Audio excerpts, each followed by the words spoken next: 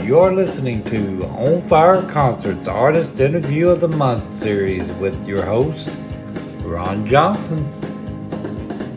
Hey folks, it's Ron with On Fire Concerts, and this is our July Artist Interview of the Month series.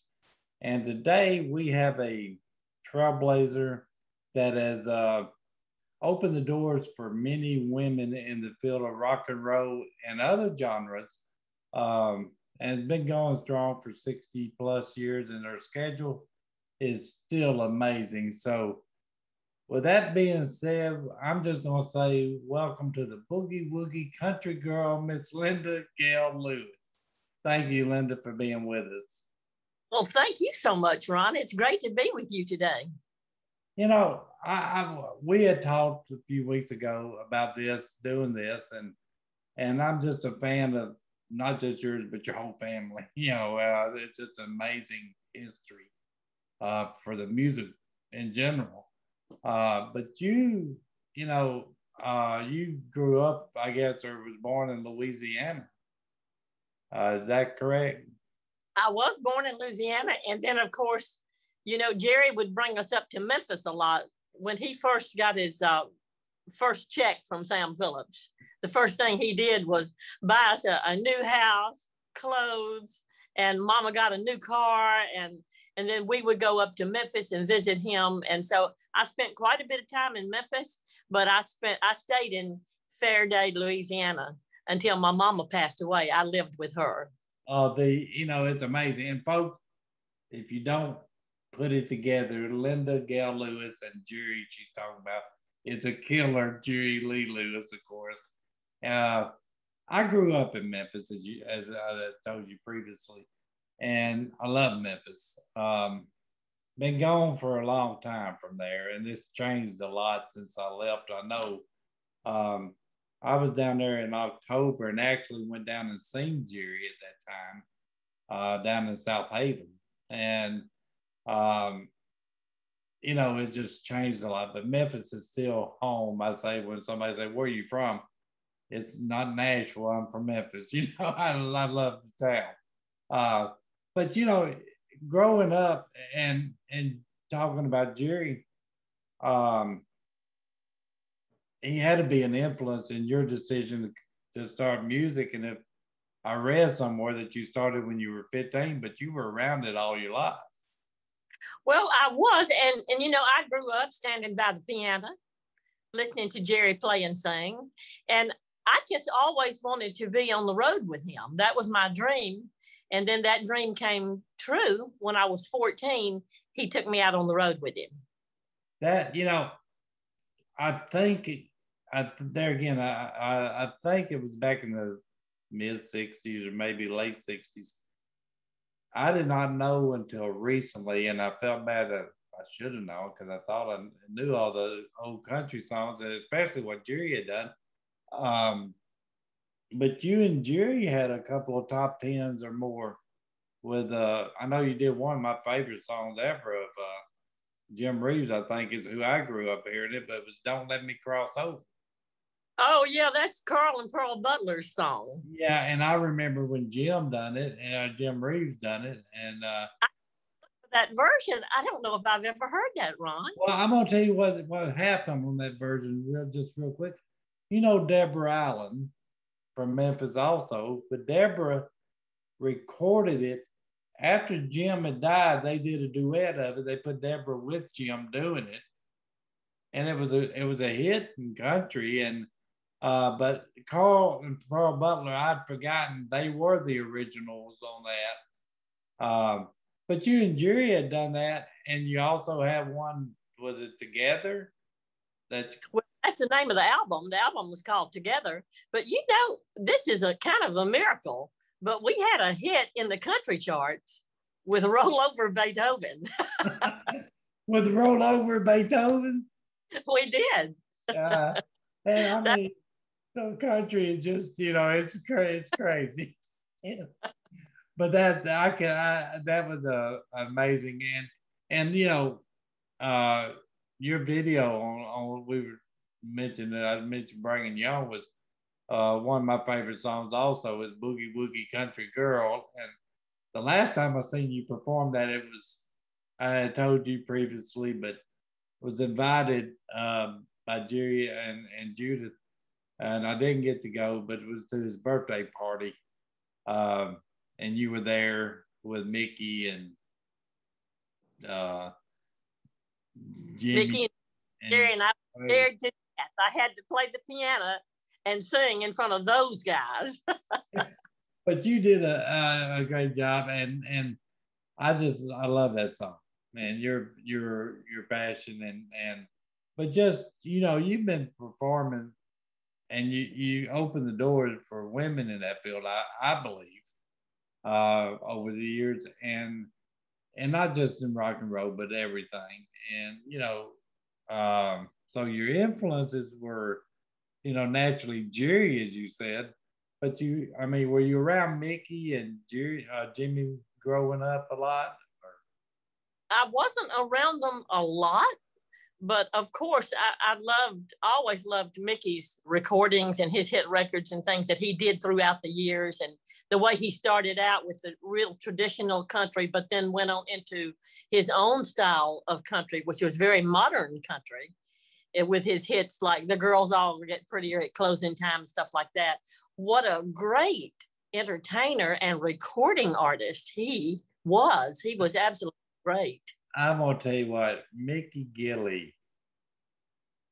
I've worked with Mickey over the years, and I had him booked for next month, and it just broke my heart, and just everybody's the outpouring that we've received, because they the people that had already bought, and just they were just saying, man, as you grow up. And I was telling William Lee Golden this of the Oak Ridge Boys the other night. I told William, we were backstage somewhere, and I was telling William, I said, I grew up on the Oak Ridge Boys, for example, and and I said, I never think as your heroes growing up in the music world, they've been there for 50 years. You just think they're always going to be there, That's the way I felt. I felt like that Jerry and Jimmy and Mickey would always be there. I was so shocked when we lost Mickey. Mickey was just an amazing guy. We did a show, I don't know, 2011, 2012, right after he come back from his injury where he hurt his neck or back. And sat in an office chair on a stage for 2.5, 3 hours almost, and rode around the stage in that chair and put on the best show I'd ever seen any artist put on. Oh, and listen, he was really something. I went to see him, my son-in-law and I went to see him in New Braunfels fairly recently. I guess it was maybe about 6 months ago or something, or 7 or 8 months ago. And we enjoyed that show so much. He was absolutely great. And of course, the place was sold out. And so we had to sit way up in the balcony. And Mickey is so thoughtful, or was so thoughtful and so kind, that he wanted to introduce me. And Ron, I was so far away, he couldn't find me. But he was determined, and he kept on and on until finally they were able to get that spotlight way up in that balcony where I was, and to thank me for coming there and to tell people about me. What a wonderful, wonderful. The guy was amazing, because he, at our show back, like I said, he had just come back. He couldn't stand up hardly. And, so of course there wasn't going to be, we knew going in that his agent had said that there wouldn't be a meet and greet because of, Mickey's health at that time, or just he couldn't sit there. He was in that chair on the stage. And so afterwards, there was a backstage area, of course, but there was a door from the front of the stage you opened to go backstage. So I was back there, and Mickey said, "Ron, is that door open?" And I said, It can't. It's unlocked, but nobody's coming back here. He had already got off stage. He had already changed into something else. He said, "Open that door if anybody's out there. They can come back." You know. He was sweet, and we were doing an album together. We had been talking about songs that we wanted to do, and Mickey had decided that we were going to do "That's the Reason God Made Oklahoma," and he was so excited about finding that song again. I mean, we've all heard it throughout the years, but a thing he thought about that song. He was so happy he'd thought about that song, and he said, "This is going to be great. This is going to be one of the best songs on the album." And we were both so excited about that. And then he got very ill very suddenly. It wasn't, it was just so shocking. I was at a show somewhere we were doing, and somebody texted me and said, "Is it true that Mickey had passed?" And I hadn't. That's how I learned of it. And I said, and they look, and we got to find out, sure enough. But I said, you just never expect it because as you think, like you said, they're always going to be here, and now they always will be here, and the music will forever, be here. But it just growing up, that had all Jerry, Mickey, and Jimmy. They all had to be an influence. And I mean, I can't imagine. It's got to be an honor, even though he's your brother. It's still got to be an honor to be on the stage with Jerry Lee Lewis. Oh, listen, it was always an honor to me. And, I'm a big fan. I'm not just his sister. I'm somebody that is actually a fan. I get along great. When we're traveling around in Europe and places, I hang out with the Jerry Lee fans, and they love me because I'm just like them. We're all fans. And I never will forget one night we were on stage, and I was supposed to sing in this duet with Jerry. I had a certain part I was supposed to sing, and he was playing something on the piano, and I got to watching him and got distracted and I missed my cue. He just stopped and he said, "Are you in this show or are you just watching it?" Well, to be honest, I was actually watching. He said, "Well, don't do that. We got to do this song right." And then he started it back up again. And of course, I came in. I was supposed to, but he just amazes me to this day. I'm still amazed by him. I think that for years I have preached. I'm one of these that say what's on my mind, and sometimes that's get some people riled up. But I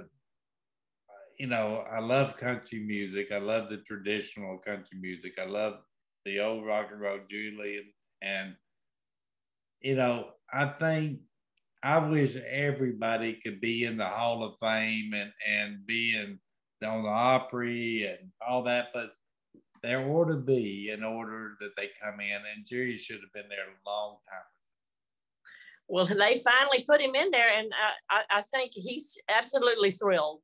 Oh, he was, and I seen the introduction, the thing when he was at the Hall of Fame being announced, and I thought it's just so long overdue, but and the Jerry, you could tell that the honor it was to him just to be nominated, to be in there.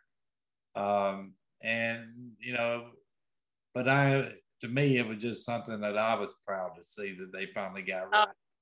I'm happy to see that happen. Very, very pleased. So, all your songs over the years, what were your favorite songs? My favorite song that I did? Yeah, that you did. Well, oh my goodness. Well, a favorite. Well, I know for sure that one of my favorites will always be the song that Robbie Fulks and I wrote together about my childhood. It's called Hard Luck, Louisiana. And that's always going to be one of my favorites. And Robbie is such a great songwriter. He wrote some really great songs, and we recorded them together. But, also right now, Cleopatra Records has released my album called The Early Sides from 1963 to 1973. And I am really enjoying, there's even a Dan Penn song on that album There's a Chris Christopherson song on that album, and they are some of my favorites. And it's so cool that we have those out now on vinyl and CD. I'm really proud of it. Oh, that is available now, and folks, just we'll get to this in the end again, but you can get that off your website. You know, I have links all over the place on my website, on my Facebook page, and you know, probably it might be on my website, but to be honest, Ron, I'm sitting here talking to you on this iPhone with an Apple computer right beside me because I don't know how to operate it, and I don't get on my website and update it, but I can do Facebook from my phone. So yes. You know, you put links on there. What, darling? I said you put links on Facebook for all this. Well, yeah, my son-in-law did it, and there's plenty of links. If anybody wants to buy an album, they won't have any trouble finding it. You just come to Linda Gail Lewis on Facebook, and it's everywhere. Also, it's on Instagram too. My son-in-law has us on Instagram. Another thing I don't know how to do, so he helps with that. I have learned over the last by this computer. I have learned over the last few years. I'm still learning Twitter. I've gotten on it because everybody said, well, you got to be on Twitter. And okay, so now there's a TikTok, whatever that is, you know. But I said Facebook, I'm on all over. We're on there, and we've got, you know, we're blessed with a lot of followers on our personal and on the business on Fire Concerts page. But all this other Twitter and TikTok and Instagram, those things, Ron, my granddaughter knows more about than I do. I know how to go on Twitter and like something and retweet it. That's all I know how to do. That's the only thing I can. You know, I was looking at your website earlier this morning. You've got a good schedule for the next 2 or 3 months. You're gonna be from Louisiana to North Carolina to Maine. You're a little bit of everywhere. Website, that's good to know. I didn't know that. But you were a little bit everywhere. First gig is the first gig is in Denton, Texas, and then we do San Antonio, Texas, Houston, Texas, New Orleans, and then on up to it's Georgia and North Carolina, or is it South Carolina? Sure, I think it's South Carolina, but then I seen Delaware and Maine, and I thought, Lord, I must be up there. Yes, we are. I love that area in Maine where I'm playing. I was there this time last year, and I had a blast. I have good friends up there. You know, Ron, when I was growing up, they told me that I shouldn't like Yankees because I grew up in the deep South. And I have found the sweetest, nicest people in the world up there who have become my friends. And I just absolutely cherish my friendship with them. I've got a friend that's one of my best friends. I tell him, you know, one of my best friends, I haven't got but 2. So I said, but he's from New Jersey. And I said, I don't hold that against him, J.C. Cole.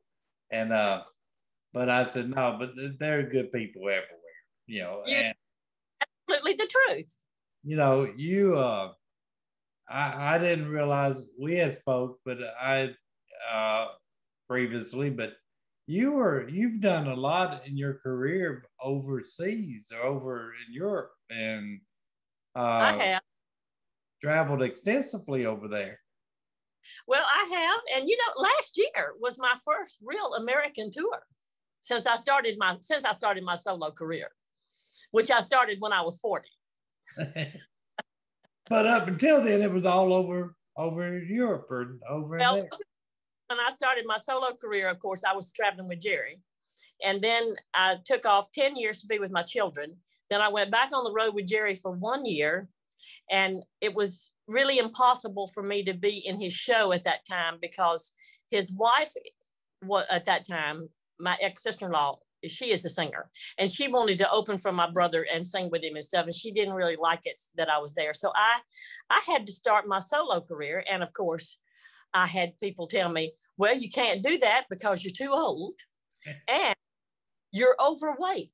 I said, "Well, I can probably lose weight, but I don't know what I can do about the fact that I'm about the age. You don't know. We can't do nothing about that. I don't think I can change that." And so, I don't have enough sense really to listen to people. I just go up right ahead because my mom and daddy taught us that we could do within reason. I mean, I couldn't be a brain surgeon, but within reason, we can do what we want to do. We can do it. And I had enough confidence in myself that I was able to carry on. And the other thing that really helped me was my brother. My brother really helped me. Well, I tell people, my dad was blind all my life, but he would tell us, there's nothing you can't do. And when you say you can't do something, there's no need of you even thinking or trying because you've already beat yourself. Well, that's right. We had good parents, didn't we? Yeah, we did. And people that know me will tell you, that Ron don't know what no means. Somebody tells me no, I think that means okay, no today. We'll see what next week means. You just can't give up on what you want to do. I was fortunate because I was playing a bunch of dives in Memphis. Those places where they check you for weapons at the door and give you one, you don't have one. And so I was but having a ball doing it. It was my solo career. I was starting it out, and I was teaching myself the things that Jerry had shown me. I was learning those things and really playing piano a lot. And because I didn't play the piano until I started my solo career. So I started playing the piano. And then I met this guy who was a fan of mine. I hope he still is a fan of mine. But I haven't seen him in a long time, but he told me about this guy in Memphis, Eddie Braddock. He said, he might be able to help you. So he said, and I have his unlisted phone number because I put a floor down in his house. I installed his hardwood floors. So that's how that got started. And then, of course, when Eddie and I hooked up and he became my manager, of course, he's my husband now, but back then he was just my manager. And then he said, you need to go over to Europe and work. That will be the best thing that you can do. Go to Europe. So I did that. I went to Europe, and it was really good for me to work over there. Wasn't just briefly, Eddie, there again, I grew up in Memphis, but wasn't he with Stax? He absolutely was. He's the hero from Stax because he took the African-American music and got it played on the top 40 radio stations. I was thinking that he was with them. I knew a little of the history with Stax over the years and it being growing up there. But it's just amazing. And I mean, you talk about traveling with Jerry and your kids.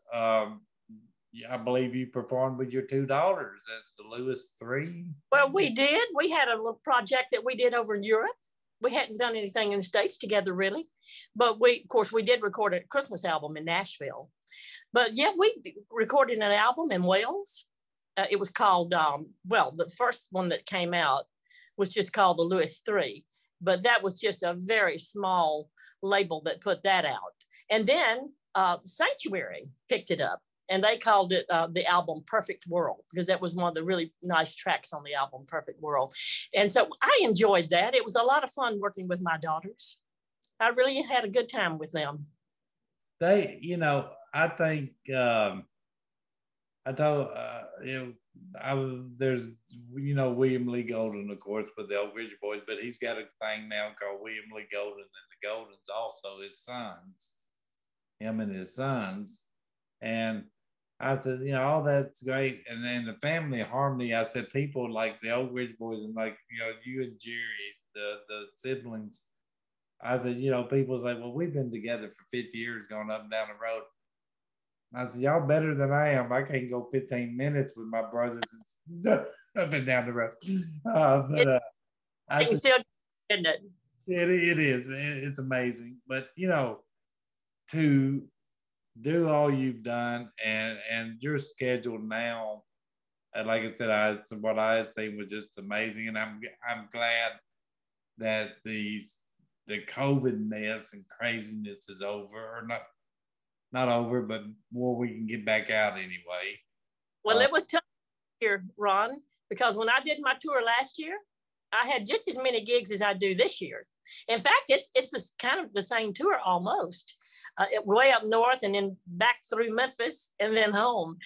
You know, I had my car, of course, that I was driving my own car last year. And I noticed this thing kept coming on that said, maintenance, you need to get your oil changed and stuff. I said, the computer in the stupid car is broken. And this thing just keeps coming on.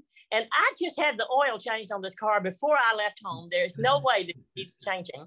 And when I got home, I said, you need to check the computer on this car and see what's wrong with it, because it keeps saying that I need an oil change. And they said, okay, we'll do that. And they came back and they said, you know, there's nothing wrong with the computer in your car. You just need an oil change. I said, well, how far did I drive since I had the last one? I changed it right before I left town. That guy said, you've driven over 8,000 miles in this car. And I was supposed to get the oil changed at 3. Yeah, but that's just, you know, you just do it. And now, you know, but like I said, with COVID, you know, it affected people getting out. It affected everything. We recently had, you know, I promote a lot of shows, and I did 2 shows in May and June. Well, we had Ronnie Millsap in May, and we had the Oak Ridge Boys in June. And those 2 shows were 2 years in the making. We had them booked 2 years ago. Stuff didn't. It was absolutely terrible. I had 4 European tours canceled. But then last year, on that tour that I did, there was this Delta variant thing came out. Yeah. That did hurt my crowd in 3 or 4 places. I think I'll have more people this time. Oh, I think you'll do super well. And I know my friend I was saying about up in Jersey, I'm sure you're going to see him when you get up in that area, because he's a fan. And we're friends on Facebook. Oh, okay. He is a definite, you know who I'm talking about. So basically Cole. And but I just want to say thank you. You know, I don't want to tie you up no longer, but it's something I've always wanted to. I said, we started these interviews a few years ago and people just love them. And I've got one that I'm going to be doing with a former band member of yours in the very near future, and Kenny Lovelace. And I did talk to him the other day, by the way. Yeah. I did not get to go to that because something else that came up on that stopped me. But Kenny was super, super, super nice to me, and I appreciate that. But yeah, I did get in touch with them, and Eric and all them, and they were all great. So, but I'm looking, you know, this is one that I told JC, I said, man, I've got to get Linda on, and I wanted to see you when you were in this area last year, but that COVID mess. I think you were out at Red Bowling Springs we talked about. Oh yeah, that was terrible. That was the Delta variant thing. Yeah, that just shut everything down. No, you know, everybody was scared to death. I mean, literally scared of. Yeah, somebody in that town, Ron, it was the mayor or somebody really important in Red Bowling Springs. He had just died when I got there. Yeah, and you know, we're nobody getting out over there, you know. Oh, it was absolutely awful. It was terrible. That's a beautiful place out there, and I'm comfortable that you'll be back there, and I think that people are going to love it when you are. Ron, that best food in that hotel that John has, that is the best food I have ever had in my life. Homemade cooking. I mean, you know, but so good. I just wanted to say thank you so much for taking time today, and tell the folks real quick. Well, you got Linda. I think it's lglmusic.com. Well, that's right. We do have lglmusic.com, and I'm on Facebook, on Linda Gail Lewis Facebook, and I answer and look at everything that's on there. If you're talking to Linda Gail Lewis on Facebook, you're talking directly to me, not just someone else that's doing it for me. That's running your page. So, folks, go out there and check her out on Facebook. She could like your tweets. Yeah. For you. we know how to click. We know how to click on the little heart. But folks, go out there and look up Linda Gail Lewis on Facebook. It's lglmusic.com online to check out her store and merch. I checked it out. Her schedule is great out there. She's gonna be everywhere, somewhere in between there. You can catch her. So, Linda, I appreciate it so much, and we look forward to meeting you in person soon. Well, that'll be great. And I look forward to seeing you in person. And thank you so much for taking the time with me today. Well, thank you for doing it. And I'm honored to do it. And we'll be talking soon. And you have a great day. So. Thank you so much, Ron. Let's go back to John's Hotel and have dinner. Yeah, I think that's what we need to do. John would love to have you back, I know. So. But we will see you soon, and you have a blessed day and stay safe out there.